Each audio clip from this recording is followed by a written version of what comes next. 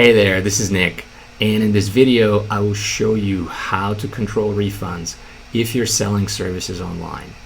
Over the last 5 years, I have sold more than $300,000 worth of online services, primarily in the form of interview preparation courses, and I'm going to share with you everything I've learned about refunds in this video. Okay, let's go. As always, this was my path. Take what makes sense and throw away what doesn't. Also, 3 elements to this video. All of my experience is lived experience. Everything I share with you here, I've gone through. I'm gonna also share my screen with you as often as possible. Show, don't tell. And last but not least, I'm gonna give you pragmatic information that you can put to good use within a few minutes after the end of this video. All right, so before we start going through the different types of refunds, let's set some basics first. What are the fundamental beliefs that you've established for the type of value that you want to give your customers? I'm going to share what my fundamentals are for value. I firmly believe that you should give your customers disproportionately more value than the price that you charge them. I almost want to elicit in my customers the response of confusion and befuddlement of, wow, I can't believe how much value you've given me. Are you sure this is fair for you? I want to give them that sense of overwhelming value so that they can come back to me and tell others about my business as well. I have this test that I call the iPhone test. It's an unreasonable test, but it's a bar I always aspire to. And the test is, if I ask a customer of my service, hey, dear customer, if you could give up either Nick's service or your iPhone, which one would you give up? And I want the customer to say, take my iPhone, please. I know this is an unreasonable expectation. Other than oxygen and water, nobody's gonna give away their iPhone. They're gonna hold on to the iPhone in their cold, dead fingers, I'm sure. But the goal is, do you have that unreasonable bar of value that you wanna give your customers? And do you always aspire to get to that bar? An important piece I wanna also talk about is do not confuse price with value. Your value should always exceed your price. Your price can be low or it can be high. I personally believe that your price should not be cheap. I think cheap prices are a race to the bottom. That's not sustainable, but that's your call to make. What I would, however, encourage you is to set your value significantly higher than your price, always. And if you finally apply such a fundamental framework to your business, you're going to grow your business, and as a positive byproduct, you're going to also decrease your refund rate. Okay, now let's talk about refunds, what you've come here to see. What happens when customers come storming at you with torches and pitchforks and they want their money back?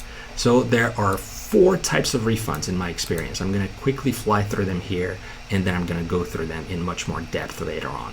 The standard refunds are the refunds that you've announced and outlined on your website. Fraud are refunds that you should not give to customers, yet customers are asking for them. Forced refunds are kind of in between standard and fraud, where the customer thinks that they're entitled to the refund and is fighting you for it. Volunteered refunds are refunds where you willingly give to the customer in order to compensate a subpar experience that they've gone through. Maybe it's been some sort of outage or a glitch, or you failed to provide a good enough service, and you provide them with some sort of a refund or a free product in exchange. And also a good clarification here is that these refunds and anything else I talk about in this video only apply in cases where you own the refund policy. If, for example, you're selling services on a gig marketplace such as Airbnb or Fiverr or Uber or what have you, unfortunately, you cannot determine what those refund policies are, and you're gonna have to stick to whatever policies the platform owner has specified. All right, so without further delay, let's jump into the different types of refunds, starting with the most obvious one, which is the standard refund. The standard refund is useful because it increases the customer's confidence in your product or service. They know that if they can get their money back at some point, they're more likely to pay you the money. Okay, so there are 2 ways to allay the customer's concern of parting with their hard-earned money. Those 2 ways are either a free trial or a money-back guarantee. In my case, on my site, I offer both of those methods. I'm going to take you to Amazon Bound. This is my interview preparation courses website where I sell preparation courses and custom services for job applicants who want to ace their Amazon interviews. And I'll show you how I offer both a free trial and a money-back guarantee. Let's start with the free trial. At the very beginning of the site, the customer sees this big blue button, sign up for a free course. They can enroll in it completely free of charge. In addition, if the customer goes to the essential course to prepare for the Amazon interview, and once the customer tries to find out more about the course, they go to the FAQ section, and here they read the policy or the question and answer. What happens if I'm unhappy with this course? And I say, we would never want you to be unhappy. If you're unhappy, contact us in the first 30 days and we will give you a full refund. Okay, so you can see how in this case I offer both a free product and a money-back guarantee on a paid product, and that increases the likelihood of the customer to engage in a paid transaction with you. Okay, then even though you give the customer this type of assurance, lots of customers, or certainly a portion of customers, once they go through the paid experience, they're not going to be happy, and they would want you to refund their money. It's, in my experience, less than 3% of revenue is going to be tied up in these standard refunds, and it also serves as a quality barometer as well for the type of service you're providing. If your refund rates vary between 3, 4, 5%, somewhere in that vicinity, I think you're in good shape. If you're getting close to maybe 7, 8, 9, 10% or more, that's likely an indication that your service maybe needs to be improved, or that your sales team or your sales capability are much better than your product capabilities. Okay, so once the customer asks for their money back, what do you do? And if they're within the policy that you've outlined, in my experience, and I strongly recommend it, you can refund the money without any questions, and you're being very courteous and professional with the customer. I'm going to show you what I mean by that. Here is a refund request that I received recently, 12 days ago. Elizabeth is asking for her money back for the essential course and the return request order for number 3019. And my response to her is, hello, Elizabeth. Firstly, my team and I are very grateful you gave our service a try. Secondly, I apologize that we could not fulfill your needs as you prepare for your upcoming Amazon interviews. I wish you all the best for Amazon interviews and that you find what you're searching for elsewhere. Gratefully, Nick. And at the end, I say, I've issued you a full refund as you requested. I think it's important to be professional with the customer. I think it's important to not accuse the customer or point fingers or try to make the refund laborious. You just fess up, give the money back, apologize for the experience, even though if the experience was positive, even though they could be maybe a fraudulent customer who consumed the service, consumed the experience quickly enough within the refund window and asking for their money back. That's none of your business. Stay by your word, be truthful to your word, and refund the money to the customer. Also, a couple more points here. Refunds, standard refunds, and refunds in general tend to be cyclical. They spike during times of plenty and they go down during recessions. And also that's a good barometer for you as well, that if you have a lot of refunds, on balance you should have more business as well to go with them if you keep that 3 to 4% lockstep of refunds to general gross revenue. A takeaway here that I'll repeat over and over again is, do not overthink your refund policy. Do not punish good customers by trying to run your business by steering away from how can you reduce the refund rate of customers who might be playing you or who might be bad actors. Those customers, the bad actors, the bad apples, are very much fewer. They're few and far between. Okay, enough about the standard refunds. Now let's talk about fraudulent refunds. And as you can imagine, I'm going to share a lot of my screen for these types of refunds because those happen to be the most painful and the most informative refunds as well. So when I say fraud, I just want to again clarify that I'm not describing your general type of fraud of you being hacked or somebody stealing money from your account or you sending a payment to a Nigerian prince or whatnot, with all due respect to Nigerian princes out there. I'm talking about products where and experiences where customers have benefited from your product and service, and then they request a refund, and they look for loopholes in your return policies and your refund policies. If you are selling services online, I doubt you're going to be you're going to be impacted much by classic fraud. Maybe if you're reselling Amazon gift cards or something else, hackers might point at you and try to extract value from you. But if your services are generated by you for customers in a particular niche, usually classic fraud should not apply to you. So the fraudsters here, as I mentioned, are customers who are trying to look for a loophole. And I'm going to share with you 2 examples of how I've dealt with fraudsters. I generally believe and recommend that you should fight fraudsters for the sake of what's right, obviously. Okay, let's go through 2 examples of fraudulent transactions that I've had to deal with.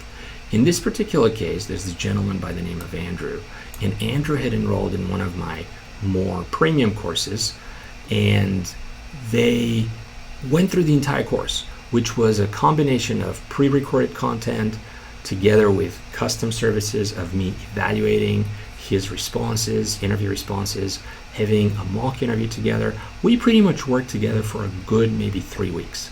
And at the time, I was offering full 30-day refunds for custom work courses as well, not just standard pre-recorded courses.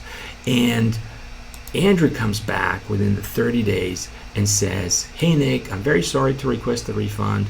Your value add has been tremendous and I'm very satisfied with Amazon Bound. But I have a nonprofit salary. This payment is the difference between being able to afford monthly savings or not.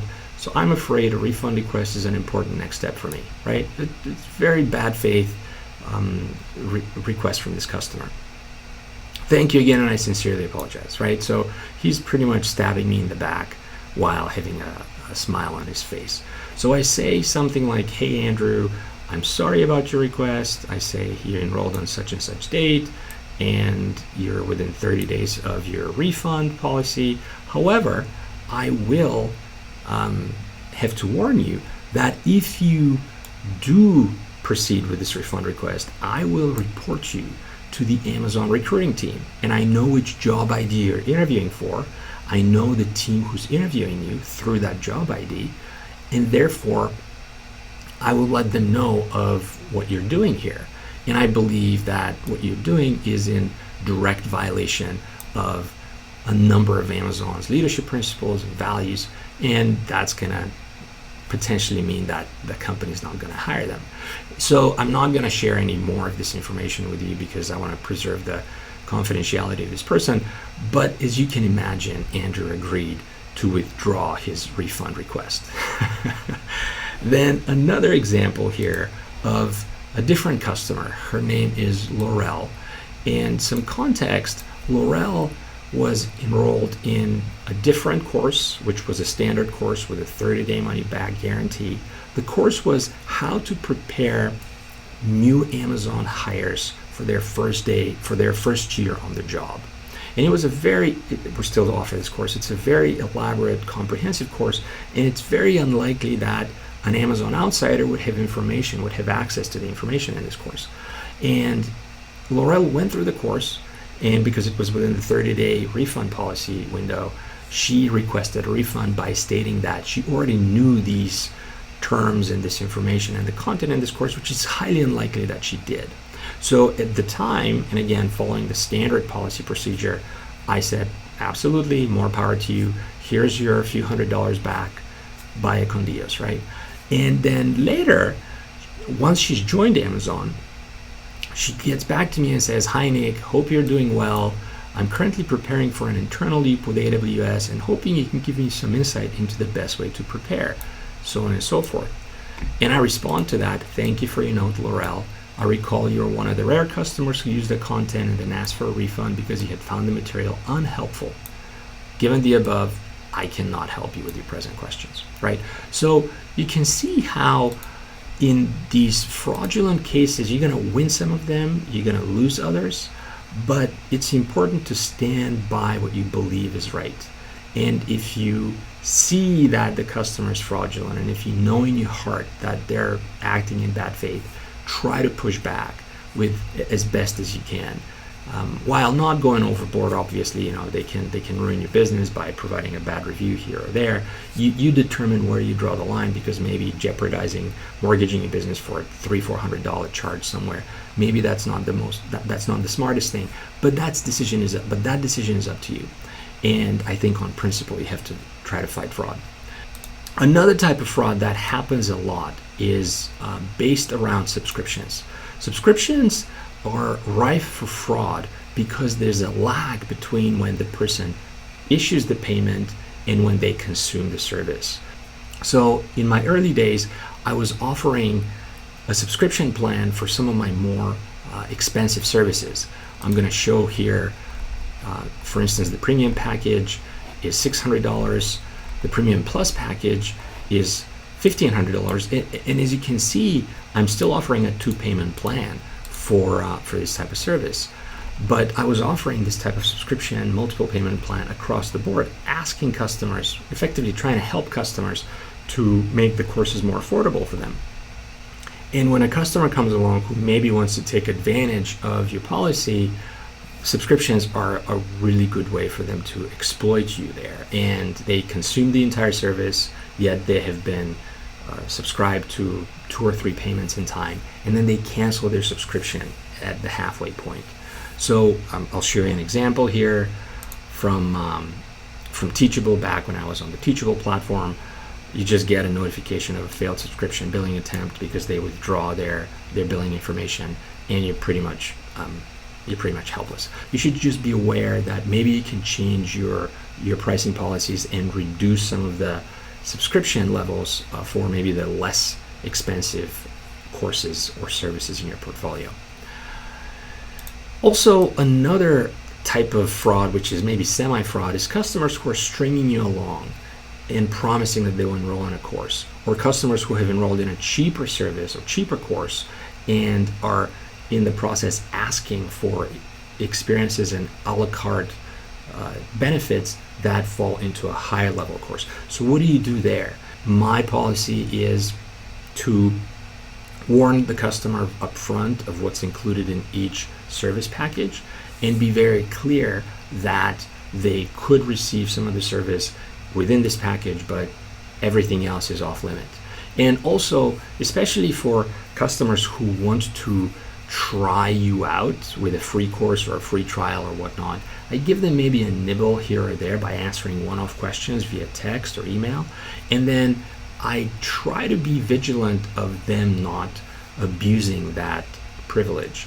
I've had cases where customers would email me 20, 30 emails in a row asking these small questions and promising that they would eventually enroll in a course or in a package with me. And then it's up to me to decide where to cut bait. I want to be thoughtful and acknowledge that there are some customers who are struggling with paying for these courses, with paying for these services. The two extremes are you either give these customers the service for free because they legitimately can't afford it, but then that is a violation of the trust that you've had with your other paying customers who've paid for the service, or you shun the customer away and you tell them, no, you cannot experience this content at all because you can't pay for it. So I think the truth is somewhere in the middle. You don't give away the service for free. I think that's a no-no. But also, you're trying to be as open and transparent with the customer as possible from the very beginning, and you feel their pain, but you also acknowledge that unfortunately you cannot help them, and you can help them up to this line, maybe a little bit beyond the line, and that's it. Okay, so the final kind of takeaway point here is dealing with these fraudsters in whatever flavor your services take will help you without a doubt refine your refund policies. And what that has taught me is two things. One, I have reduced the amount of subscription pricing that I offer for my product across the board. And secondly, I no longer offer a 30-day money-back guarantee on custom services where I would need to interview a customer, I would need to review their interview response. If the service is pre-recorded and I can just churn it and it takes no additional amount of time, then absolutely I would give the customer a 30-day money-back guarantee, because again, I don't want my refund policy to be determined by a few bad apples. But if the service requires me to actively spend time working with the customer, I'm very clear up front that there's no refund policy that applies to that amount of the work. Excellent. Let's move on. Let's talk about forced refunds. And forced refunds, I've coined this term. These are neither fish nor fowl. They sit between the standard and the fraudulent refunds. And let me see if I can explain that to you. The difference in these forced refunds is that the customer has not consumed your service or has not complained about the quality of your service, and usually they're a genuine customer.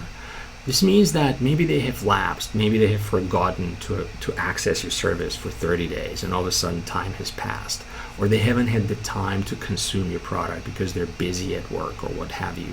And because of one reason or another, they have fallen outside of your refund window, but they truly have not consumed the service. They're usually not ill-intended like the fraudsters who have consumed the service and they're trying to look for loopholes. These guys, the forced refund guys and gals, they are genuinely just clueless often, and they find themselves like, wow, I've spent a few hundred dollars for this product and I have not found the time to use it. I would like to get my money back. And from the creative point of view, you need to figure out where you sit along that continuum. I will show you in my early days with Teachable, I chose to fight one of these customers.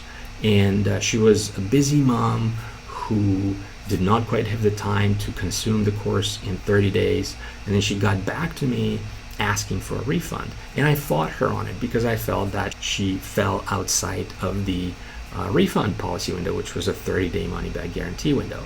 And I fought with her, and you should know that when that happens, the customer, if they have purchased the content with a credit card, they have an inordinate amount of leverage on you because they can just report the transaction to their credit card, and that's going to result in what's called a chargeback right here, chargeback transaction. And there's really no way for you to fight it. I'm going to share my Teachable screen with you, and you can see how in my time with Teachable, in about 3 years with Teachable, I have a single chargeback. And in time, this experience taught me a lesson, and I just thought to myself, well, wait a minute, this customer was really genuine, and from a logical point of view, I really can't win this because she's going to win with her credit card 9 times out of 10. So I might as well concede here because this customer does not necessarily have bad intent. So, and as you can see, I've stopped going for chargebacks after that. So also here, a quick check if you're doing the math in your head of $18,000 over $290,000, and if that's 3% or not, the number here is about 6%, and the reason why it's higher than the 3% that I mentioned of standard refunds is because the type of refunds that we're going to talk about next, which is the volunteered refunds. That covers the forced refunds piece, and now let's talk about volunteered refunds. And those refunds are refunds that you initiate to make up for glitches in the customer experience. It could be maybe there was an outage, maybe you promised to have a service and you couldn't quite deliver the quality of the service. Whatever the experience was, the customer did not receive the service that they paid for. And I think it's important to focus on customer delight, which I mentioned earlier leads to customer loyalty. And that in turn leads to additional payments and additional referrals from happy customers. So you can offer refunds because of mistakes and outages. You can offer refunds which customers purchase, but you cannot quite deliver. And I'll give you examples of both in a moment. So this is the first type of refund where Prakash purchased the essential package, I believe, and they were not able to access the course on their browser because of a firewall, because of the type of browser that they had, because of some cookies that they had installed. Who knows? God knows what the reason was. This gentleman could not consume the content. So what I did is I escalated the issue with the Teachable support team, Teachable technical team. At the time, again, I was with the Teachable CMS platform. And I had let Prakash know, good evening, I got off the call with tech support. Per their advice, I've unenrolled you from the course, refreshed the environment, and then manually re-enrolled, and give it a try now. And Prakash said, excellent, Nick, it works, thanks a lot. And then I respond as quickly as I can, and I say, thank you so much for the patience, Prakash. To compensate you for this glitch, I would like to offer you a free written review of one of your interview SOAR responses, which is $160 value. And Prakash said, thank you so much, Nick. I love you. You can initiate this type of goodwill of volunteered refunds in order to increase that customer delight quotient and go back to that core principle which I mentioned in the beginning. Do you want to delight the customer and give them so much value that you befuddle them and you're almost to the point of them not knowing what to do? And if that happens, then they will obviously refer your service to other customers as well. Okay, and then the second type of volunteered refund which I have engaged in is if I know that I cannot deliver a good service to the customer ahead of time. And I will show you what I mean here very specifically. These are the different courses that I have on the site. The essential course to prepare for the interview, the premium plus, and then the platinum.